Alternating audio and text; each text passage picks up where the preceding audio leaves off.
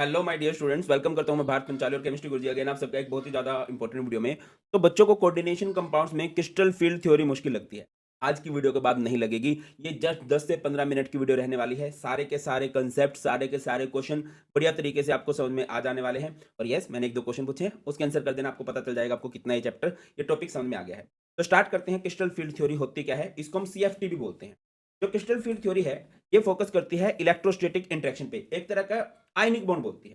देखो बेटा, coordination compound की थ्योरी है, तो मानना जाता है कि मेटल्स और लिगेंड्स के बीच में कोऑर्डिनेट बॉन्ड है, एक तरह का कोवेलेंट बॉन्ड है। बट क्रिस्टल फील्ड थ्योरी क्या मान के चलते हैं कि नहीं भैया, कोवेलेंट बॉन्ड नहीं है, उनके बीच में इलेक्ट्रोस्टैटिक इंटरेक्शन है। इसमें मेटल पे माना गया पॉइंट पॉजिटिव चार्ज और लिगेंड्स पे माना गया पॉइंट नेगेटिव चार्ज। जब लिगेंड एक मेटल को अप्रोच करते हैं तो मेटल के डी ऑर्बिटल की स्प्लिटिंग हो जाती है। इसको हम लोग बोलते हैं क्रिस्टल फील्ड स्प्लिटिंग थ्योरी भी बोल दिया जाता है। अब जब स्प्लिटिंग हो जाती है तो उसके बाद आप कई क्वेश्चंस के आंसर कर पाते हो, जैसे कि colour, magnetic properties, electronic configuration, spin off transition metal in coordination compound. अब किस तरह से स्प्लिटिंग होती है इसको अच्छे से समझने के लिए सबसे पहले हमें क्या करना होगा भैया, सबसे पहले हमें ये देखना पड़ेगा कि डी ऑर्बिटल्स की शेप कैसी होती है। आपको पता होगा, आपने 11th क्लास में किया भी होगा। एच की जो शेप होती है वो स्फेरिकल होती है, पी की जो शेप होती है वो डंबल टाइप से होती है, और डी की जो शेप होती है वो डबल डंबल टाइप से होती है। डी की शेप क्या होगी, डबल डंबल। अब डबल डंबल में कौन कौन सी होगी भैया, हमारे पास आएंगे यहाँ पे सबसे पहले डी एक्स वाई, फिर आएगा D Y Z, then D Z X D X square minus Y square, और लास्ट में आ जाएगा डी जेड स्क्वेयर। ये तीन एक जैसे होते हैं, X Y Y Z Z X, और ये तीन एक जैसे होते हैं, D X square minus Y square and D Z square. Sir कैसे, ये तीन नहीं, ये दो एक जैसे होते हैं और ये तीन एक जैसे होते हैं। ये जो तीन होते हैं D X Y D Y Z D Z X, इसमें जो लोब्स बनते हैं वो बनते हैं बिटवीन द एक्सिस। देखो जैसे डी एक्स वाई है, एक्स और वाई एक्सिस के बीच में आपने डंबल बना दिया। डी वाई जेड है, वाई और जेड एक्सिस के बीच में आपने डंबल बना दिया। डी जेड एक्स है, जेड एंड एक्स एक्सिस के बीच में डंबल बना दिया, तो इनको कलेक्टिवली बोल दिया जाता है T2G। On the other hand, ये जो D X square minus Y square है, डी जेड स्क्र है, इन्हें बोल दिया जाता है इजी, क्योंकि इनके जो लोब्स बनते हैं वो ऑन दी एक्सिस बनते हैं। ठीक है, डी जेड स्क्र में इस तरह से होता है भाई, ये दूसरे वाला इस तरह से घुमा दिया जाता है, इस तरह से डंबल होता है डी जेड एक्सिस पे। ठीक है, जो स्क्वायर वाले होते हैं इनको बोलते हैं इजी, और ये X Y Y Z Z X इनको बोल दिया जाता है T2G। क्लियर, अब समझिए। तो दो तरह के कॉम्प्लेक्सेस के अंदर क्रिस्टल फील्ड थ्योरी को एक्सप्लेन किया जाता है, टेट्राहेड्रल के अंदर, ऑक्टाहेड्रल के अंदर, मोस्टली ऑक्टाहेड्रल के अंदर। तो टेट्राहेड्रल कॉम्प्लेक्स होते हैं ना, उसमें लिगेंड्स मेटल को अप्रोच करते हैं बिटवीन द एक्सिस, एक्सिस के बीच में से जुड़ना चाहेंगे। ठीक है, on the other hand octahedral complex में क्या होगा, लिगेंड अप्रोच करते हैं अलोंग द एक्सिस। ठीक है, अब जब बिटवीन द एक्सिस अप्रोच करते हैं तो T2G ऊपर चला जाता है, इजी नीचे रह जाता है, और जब अलोंग द एक्सिस अप्रोच करते हैं तो इजी ऊपर चला जाता है और T2G नीचे रह जाता है। सिर्फ यही सारे का सारा कंसेप्ट है। टेट्राहेड्रल कॉम्प्लेक्स में लिगेंड्स कहां से अप्रोच करते हैं, बिटवीन द एक्सिस, है ना। तो बिटवीन द एक्सिस लोब्स किसके थे, T2G के। भैया बिटवीन द एक्सिस लोब्स किसके हैं, T2G के, तो T2G ऊपर चला जाएगा। और जब ऑक्टाहेड्रल कॉम्प्लेक्स है तो कहां से अटैक करते हैं लिगेंड्स, अलोंग द एक्सिस, है ना। तो एक्सिस के अलोंग जब वो अटैक करेंगे तो इजी ऊपर चला जाएगा। ये देखो इजी ऊपर है। अच्छा, यहां पर आपको दिखाई दे रहा होगा, यहां पर हमारे पास क्या है, सबसे पहले एक डी जनरेट डी ऑर्बिटल है, डी जनरेट डी ऑर्बिटल। इसको मेटल अप्रोच करती है तो ये नॉन डीजनरेट हो जाता है। सर डीजनरेट क्या होता है, नॉन डीजनरेट क्या होता है। डीजनरेट का मतलब होता है जिसमें इसके पांचों ऑर्बिटल्स की एनर्जी इक्वल है। यहां पर इनकी एनर्जी इक्वल नहीं है, बट एक एवरेज रखी गई है। तो फिर क्या होगा बेटा, टेट्राहेड्रल के केस में ये देखो T2G ऊपर चला गया है, T2G इस लेवल से ऊपर गया है, इसकी एनर्जी होती है 2/5।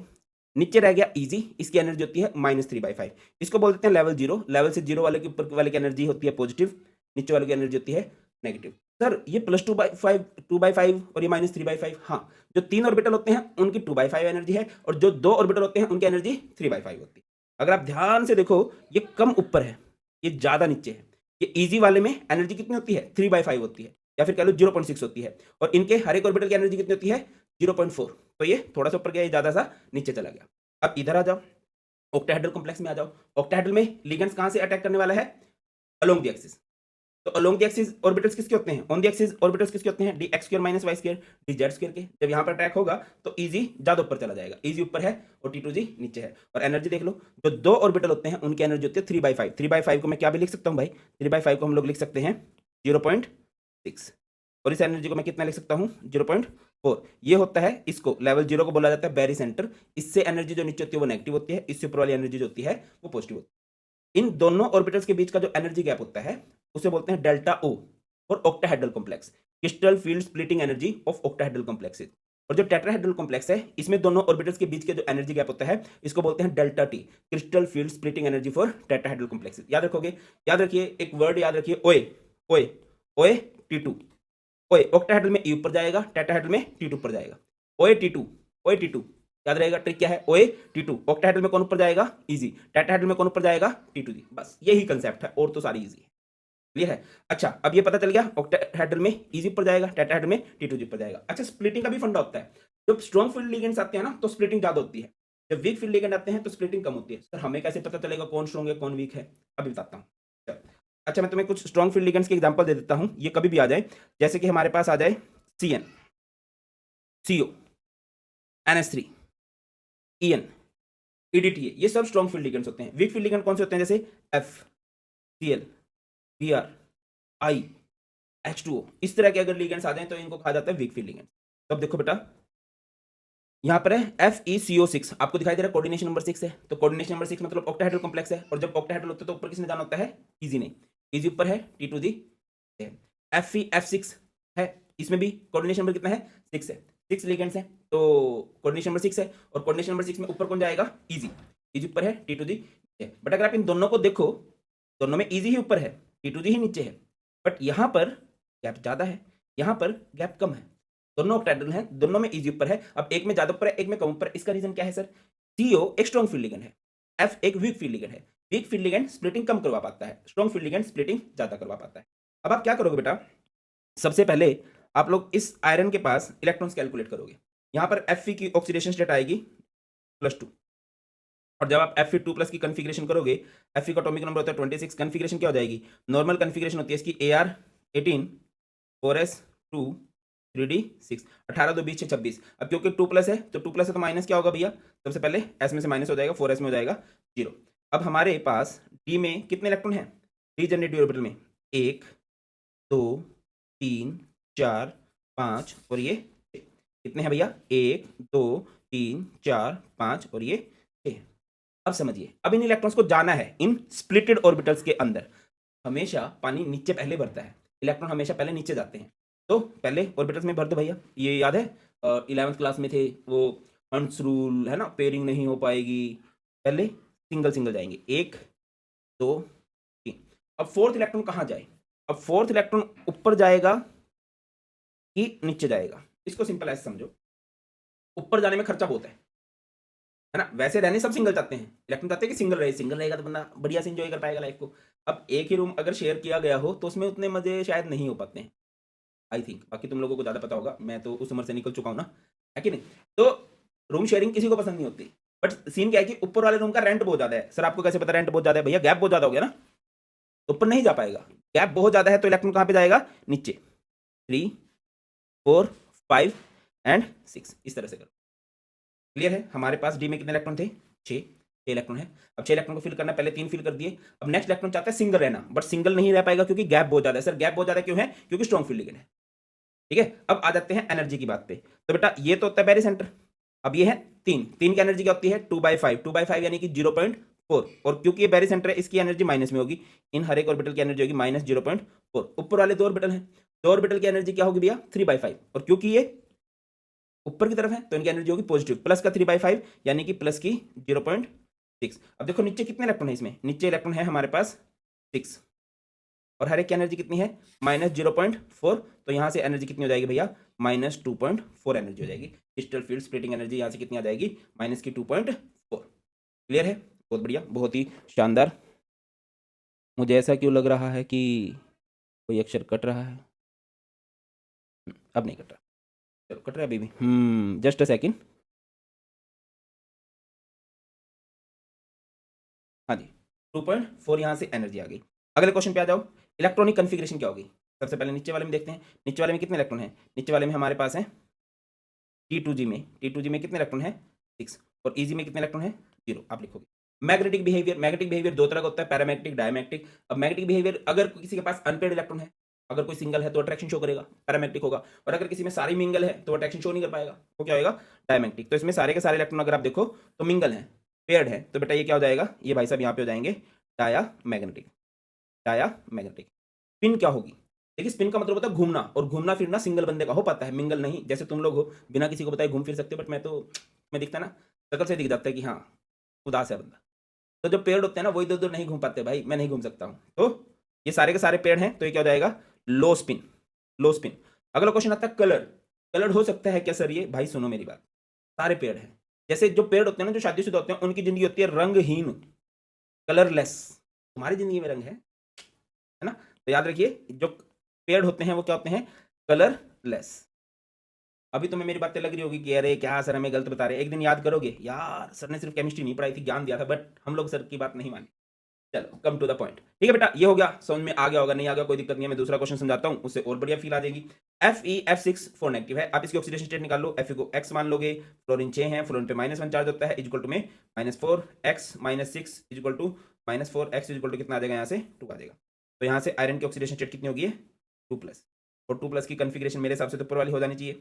तो कन्फिग्रेशन क्या हो जाएगी, Ar 18 4s 0 और 3D में 6, 3D में कितने हो जाएंगे 6। तो भर दो भाई, सबसे पहले 1 2 3 4 5 एंड 6, कितने इलेक्ट्रॉन है 1 2 3 4 5 6। रेटिंग पता है ना, क्योंकि ऑक्टाहेड्रल है, ऑक्टाहेड्रल में इजी ऊपर होता है, T2D नीचे होता है, OA O में इजी ऊपर जाएगा। चलो अब इधर आ जाओ कि इलेक्ट्रॉन्स फिल करने हैं, 6 इलेक्ट्रॉन है, सबसे पहले इलेक्ट्रॉन कहाँ जाएंगे, नीचे 1 2 3। अब फोर्थ इलेक्ट्रॉन कहाँ जाएगा, बेटा इलेक्ट्रॉन सिंगल रहना चाहते हैं, ठीक है सर, फिर ऊपर सिंगल क्यों नहीं हुए, बताओ, क्योंकि गैप बहुत ज्यादा था। अब क्या है, गैप बहुत कम है। सर गैप कम क्यों है, वीक फील्ड लिगेंड है, वीक फील्ड लिगेंड ज्यादा स्प्लिटिंग नहीं करवा पाता, तो फोर्थ इलेक्ट्रॉन जाएगा यहाँ पे, फोर्थ फिफ्थ। अब सिक्स इलेक्ट्रॉन कहाँ जाए, इसलिए अब पेयरिंग हो रही है, तो भैया पहले नीचे से पेयरिंग होगी। तो सबसे पहली बात हमारी CFSC क्या आएगी, क्रिस्टल फील्ड स्प्लिटिंग एनर्जी यहाँ से क्या आने वाली है बेटा। अब देखो नीचे की तरफ कितने इलेक्ट्रॉन है, नीचे वालों की एनर्जी 3 ऑर्बिटल होते हैं, उनकी एनर्जी कितनी होती है 0.4 माइनस की 0.4। ऊपर वालों की एनर्जी क्या होती है 2/5, बस बोल रहा हूँ, ऊपर वालों की एनर्जी होती है 3/5 और ऊपर है तो प्लस 0.6। तो नीचे कितने इलेक्ट्रॉन है 4 वालों की एनर्जी कितनी होगी -0.4। ऊपर कितने इलेक्ट्रॉन है 2 और उसकी एनर्जी कितनी होगी +0.6। तो कितना हो गया, माइनस का 1.6 प्लस का 1.2, तो ये एनर्जी कितनी होगी 0.4, और कौन सा 0.4, माइनस का 0.4, माइनस का 0. इलेक्ट्रॉनिक कन्फिग्रेशन क्या होगी बेटा जी, सबसे पहले हमारे पास T2G में कितने इलेक्ट्रॉन है 4, और EG में कितने इलेक्ट्रॉन है 2। मैग्नेटिक बिहेवियर क्या होगा, आपको दिखाई दे रहे हैं कि कुछ इलेक्ट्रॉन यहाँ पे सिंगल हैं, कुछ इलेक्ट्रॉन यहाँ पे सिंगल है, तो इनकी जिंदगी बढ़िया है, अट्रैक्शन शो कर सकते हैं इधर उधर, है कि नहीं, मैं तो नहीं शो कर सकता ना, तुम्हारी मैम पिटेगी मुझे। मैग्नेटिक बिहेवियर इसका क्या रहेगा, पैरामैग्नेटिक, अगर एक भी इलेक्ट्रॉन अनपेयर है तो पैरामैग्नेटिक होगा। पिन क्या होगी भैया, अब सर आप बोलोगे कि सर यहाँ तो पेयर्ड भी है अनपेयर्ड भी है, मेजोरिटी देखो, मेजोरिटी में अनपेयर्ड है, तो ज्यादातर इलेक्ट्रॉन घूम सकते हैं, तो एक ऐसा कॉम्प्लेक्स है हाई स्पिन कॉम्प्लेक्स है, कैसा कॉम्प्लेक्स है हाई स्पिन। अब कलर्ड होगा कि कलरलेस होगा, आपको दिखाई दे रहा है सिंगल है तो भैया जिंदगी में रंग है, जिंदगी में रंग है, तो ये भाई साहब क्या कहलाएंगे, ये भाई साहब हमारे पास कहलाने वाले हैं कलर। अब यहां से एक दो खास बात याद रखना, relation between delta T and delta O पूछ लिया जाता है, delta T is 4/9 times of delta O होता है। दूसरी बात, स्ट्रॉन्ग फील्ड लिगेंड्स की एनर्जी जो होती है वो पेयरिंग एनर्जी से ज्यादा होती है, तो पेयरिंग हो जाती है इलेक्ट्रॉन्स की, और वीक फील्ड लिगेंड्स में एनर्जी कम होती है, क्रिस्टल फील्ड स्प्लिटिंग एनर्जी कम हो पाती है पेयरिंग वाली से। तो क्या कह रहे हो, समझ में नहीं आया, ये रिलेशन याद रखना है, स्ट्रॉन्ग फील्ड लिगेंड्स की एनर्जी बहुत ज्यादा होती है, पेयरिंग वाले से ज्यादा हो जाती है, पेयरिंग की एनर्जी कम रह जाती है, तो पेयरिंग हो जाती है इलेक्ट्रॉन की। इस केस में क्या हो जाता है, एनर्जी कम है, पेयरिंग नहीं हो पाती। तो डिटेल में समझाओ, जैसे कि डी में 4 इलेक्ट्रॉन है, हमेशा पहले इलेक्ट्रॉन नीचे जाएंगे, हमेशा पेयरिंग होगी, 4 लिख दो, और इजी में कितने लिख देंगे 0। जैसे D5 है, हमेशा पहले पेयरिंग होगी, पहले नीचे जाएंगे, क्योंकि गैप बहुत ज्यादा है ना, स्ट्रॉन्ग फील्ड लिगेंड्स में गैप बहुत ज्यादा होता है, हमेशा पहले इलेक्ट्रॉन नीचे बढ़ते हैं, जब नीचे वाले फुल हो जाए तब ऊपर जाएंगे स्ट्रॉन्ग फील्ड लिगेंड्स के केस में। तो भैया 5 इलेक्ट्रॉन है तो 5 इधर 0 इधर। अब इधर आ जाओ, ये वीक फील्ड लिगेंड का केस है, वीक फील्ड लिगेंड्स में क्या होगा, गैप बहुत कम है, इलेक्ट्रॉन जितने नीचे जा सकते हैं नीचे जाएंगे, बाकी सिंगल रहना पसंद करेंगे। तो नीचे कितने इलेक्ट्रॉन जा सकते हैं T2G में 3, फिर एक ऊपर चला गया। अब आ जाओ डी में 5 इलेक्ट्रॉन है, तो T2G में कितने इलेक्ट्रॉन जाएंगे, T2G में तो 3 जा सकते हैं एक बार में, सिंगल 3 इलेक्ट्रॉन ऊपर, EG में कितने इलेक्ट्रॉन चले जाएंगे। तो अब आप लोगों ने मुझे बताना है कमेंट सेक्शन के अंदर सोच समझ के, इसको बोल देता हूं A, इसको बोल देता हूं B, है ना। A की कॉन्फ़िगरेशन क्या होगी और B की कॉन्फ़िगरेशन क्या होगी, ये स्ट्रॉन्ग फील्ड लिगेंड्स वाला केस है और ये वीक फील्ड लिगेंड्स वाला केस है। कमेंट सेक्शन में